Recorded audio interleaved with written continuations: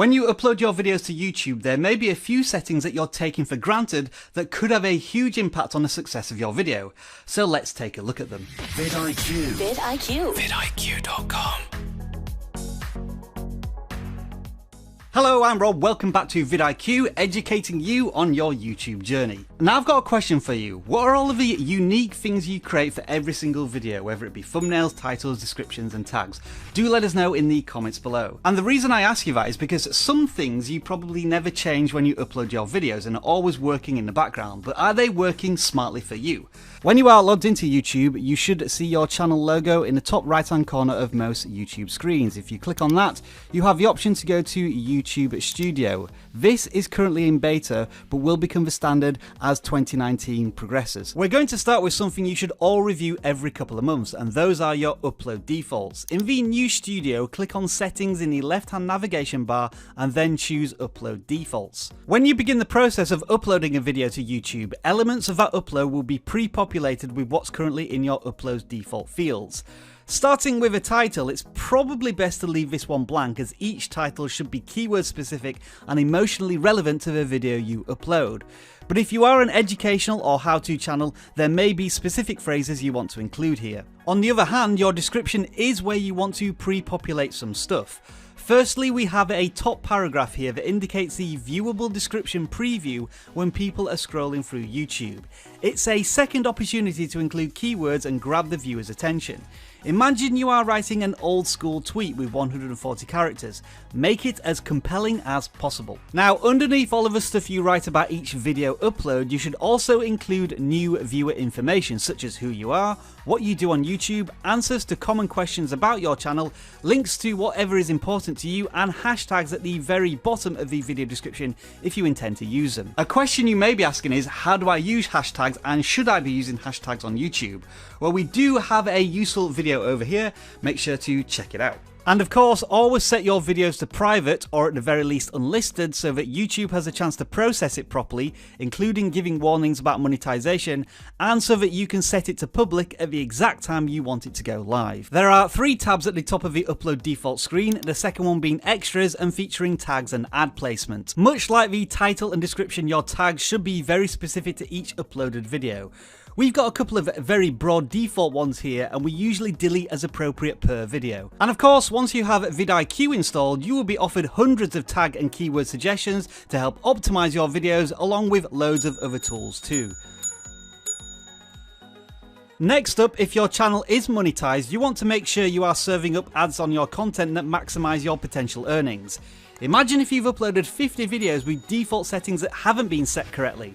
That's a lot of potential revenue down the drain. Now, I'm not suggesting you stick as many adverts as possible on your videos, but consider this. If you make longer videos of say 15 to 30 minutes or more, and you have high audience retention, say 70 to 80%, I think that gives you permission to put adverts in the middle of your videos. After all, you deserve that little bit of extra income. One more tab to look at now, and that's the advanced section. Unless you're happy for people to use your content for free, make sure your videos are set to the standard YouTube license. The category drop down can help YouTube advertisers match your content to the correct target audience, and it just so happens we've got a dedicated video on YouTube categories over here. The video language option helps YouTube to show the correct language captions to the right viewers. Caption certification only applies to videos that are being broadcast on US television, and community contributions allows viewers to submit captions for your videos. Finally, you can manage how comments are posted on your channel, whether you want to allow all comments, review each one, or disable them. If you are a channel that includes children in your content or appeals to a very young audience, you may want to check this every week to make sure YouTube haven't disabled this, although they should tell you in an email if they do. Making changes to your upload default settings will affect all the videos you upload in the future. But what about those that are already on YouTube, where you can make changes to them on an individual basis? From the new Studio dashboard, click on the videos link in the left-hand navigation bar to list all of your videos.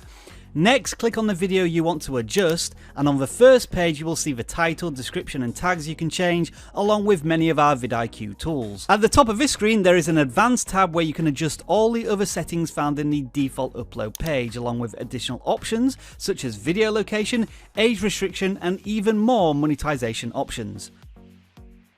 Next on the list are channel keywords. To get to those, go to settings once again in the new studio and click on channel. On the first tab labelled basic, you will find channel keywords that apply to your whole channel, not just individual videos.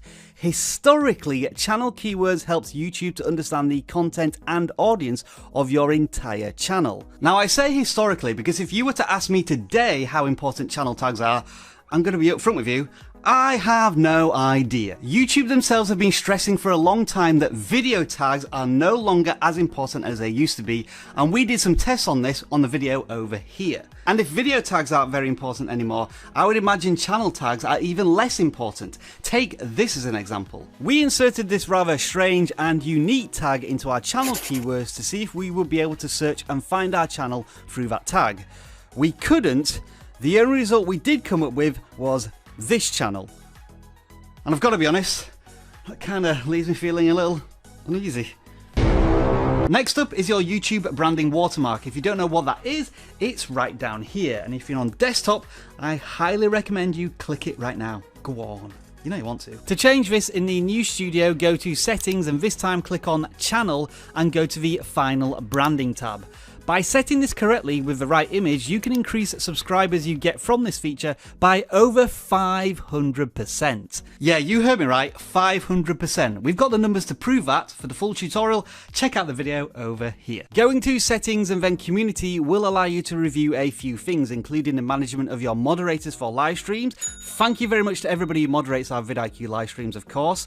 Blocking people from commenting on your videos, and creating a list of words that if picked up in comments automatically send them to your held for review section. When it comes to blocking words, obviously you can use it for inappropriate language, but what you can also use it for is those damn annoying comments when people say sub for sub, subscribe to my channel, hey check out my channel, because you can include phrases in blocked words. I'm going to leave a list of them in the video description. You can copy and paste them into yours if you want. Now for the final setting I recommend. If you're this deep into the video, you're pretty serious about growing your channel. So what you want to do is turn on vidIQ by downloading it. It will help you research YouTube, analyze any video on the platform, audit your own channel and take actionable steps that will help you get more views and subscribers. There is a link in the video description and it is free to download. If you want more YouTube beginners tips and tricks just like this, check out our playlist over here. If you want to learn more about vidIQ, we've got an awesome tutorial video down there.